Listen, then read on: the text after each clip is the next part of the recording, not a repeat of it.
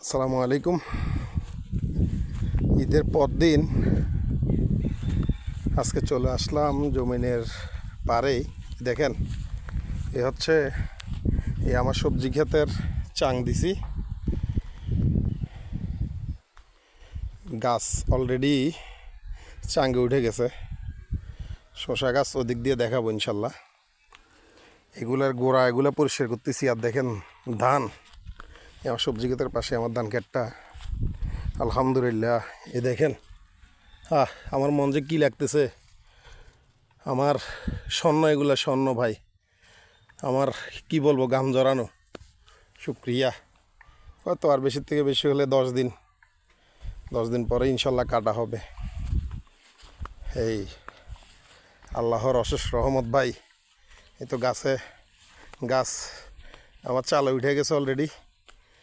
এই সুন্দর করে এই জালটা আইনা দিলাম যেতটুকু পারি। দেখে না, হ্যাঁ আমার বেড়া তো নষ্ট করে লাইছে মানুষে।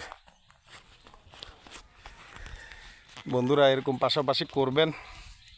আমার দেখা অন্যজন করতেছে, আমার কাছে ভাল লাগতেছে। কারণ এই অর্থাৎ আমাকে এই হিংসা করে করতেছে, এটাই বোঝা যাচ্ছে। না তো এরা করতো না, এরা কখনো করে নাই জমিনে এসে। তো আমার দেখা যারা করতেছে আমার খুব খুশি হতেছি। আল্লাহ তাআলা আরও বেশি তাদেরকে দিয়ে করাক। কারণ এতটুকু চাই যে তারা করলেই হয়তো তাদের দেখা আরও 2জন আসবে, আরও 5জন আসবে। তাহলে আর আমার দেশে আর অভাব হবে না।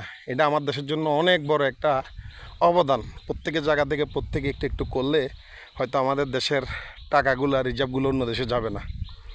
যাক, এই আমার শসা গাছে ফুল আসছে অলরেডি। এই তো আমার শসা গাছের ফুল দেখেন। এই তো বাইদা দিছি একটু আগে। এই তো গাছে ফুল, আলহামদুলিল্লাহ, শুক্রিয়া।